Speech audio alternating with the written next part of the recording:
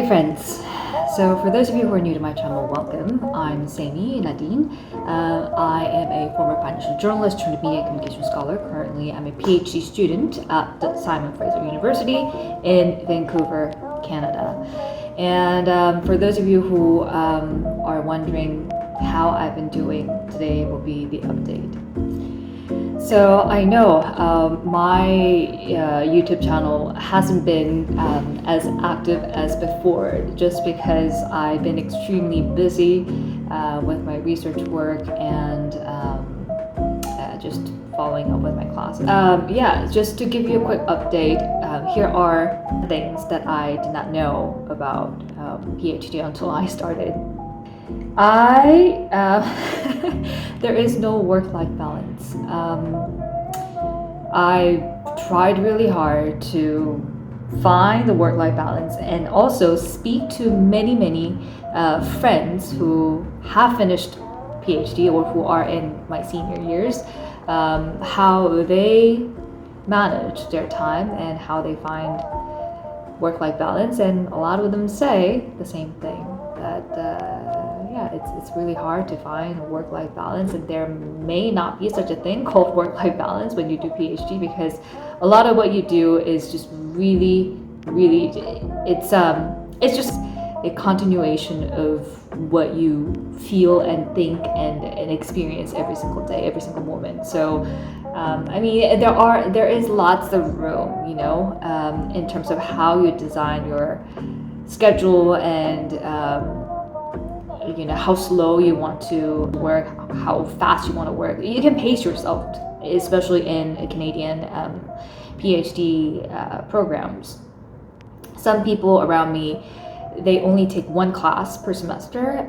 That is acceptable here. But I am taking two classes. Two classes is a max, and then I'm also doing 25 hours of research work every week. So that's a lot. And plus, I have my own research that I want to develop. I also need to give some good chunks of time where I could really think deeply. So to have that time is really difficult. So I also talked to one of my friends who is now at OECD working really hard. He finished his PhD while I was doing my master's at LSE, and he told me that there is a such thing as work-life balance when you do PhD. That's what he said. So it's been pretty challenging. Right now at the moment, I've gone through a lot, and I had no idea that PhD is more, it really is a life journey, because especially if you start PhD like how I did, where I started my PhD in my mid-30s, and there's just a lot going on in your life. Sometimes you have you may get married, and between your parents might get sick. There may be some issues with your family. You never know. Things happen, and you might need to also move out of your house in the middle of the term, which is something that I am experiencing already.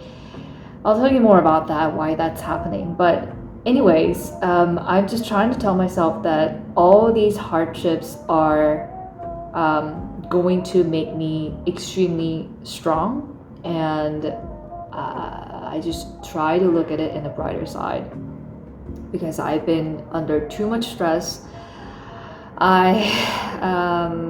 Your supervisor-supervisee relationship is extremely important, especially if it is your PhD journey. And there are also lots of political things that are involved in PhD. So,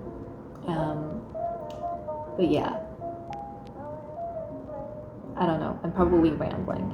But anyways, number two, you really have to have a good community. I feel like you face so many intellectual and mental challenges while you do PhD, because in the academic world, you are judged based on how good or how convincing your academic work is. But then, in academia, everybody criticizes your work. Even if you are as famous as Karl Marx or or I don't know, Michel Foucault, they get criticized by us. I mean, for me, it doesn't really matter. I get criticized because I know that it's just my work that gets criticized, and it could get better. So that's okay, you know. It's far better to have your work get criticized than someone criticizing your face or how you look on TV, right? And number 3, you really want to have a good supervisor. Supervisor is extremely important in your PhD. Maybe like 90% of your PhD depends on your supervisor. Not that you rely on your supervisor, but your supervisor is your mentor, your guide, and that person is someone that can really determine a lot in your PhD journey. So it's extremely important to have a good supportive supervisor, and that you need to feel free to talk to your supervisor about anything. Anyways, so far my life in Vancouver has been it's been a lot. I know my vlogs don't include so much of my moments of my agony, my frustration, and when I get really stressed. And I've been particularly under lots extreme amount of pressure due to a certain event, and maybe I'll get to share with you more about it once it gets resolved. But for now, I am looking for a new place to move, and also I need a new place. So for the past couple days, I've been extremely busy while I was doing my coursework, trying to draft my paper for a journal submission and do apartment hunting. I think I will be moving to somewhere a lot quieter. And yeah, maybe the next time when I do my vlogs, actually I have so many files that I haven't used. Like I have so many video files in my hard drive, really.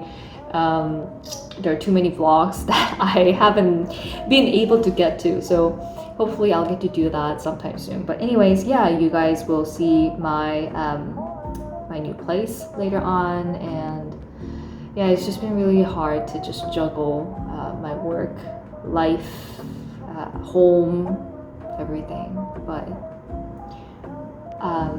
one thing that I'm really grateful, though, despite of all of this, that I realized how small my faith was. I didn't fully trust in God, how He would lead me, and I'm learning to really let go and just let God teach me and guide me in every way. So that's something that I am learning and practicing. Anyways, so yeah, and in terms of church, my church community has been so great, and I had these really great girls who love God so much, and yeah, I really hope to be able to serve in my church as well, and also meet good people and people who love God, and I want to continue to learn and grow, and yeah.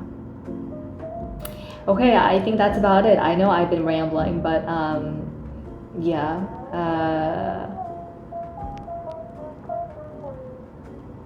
That's it, and I'll see you in the next video. Ciao.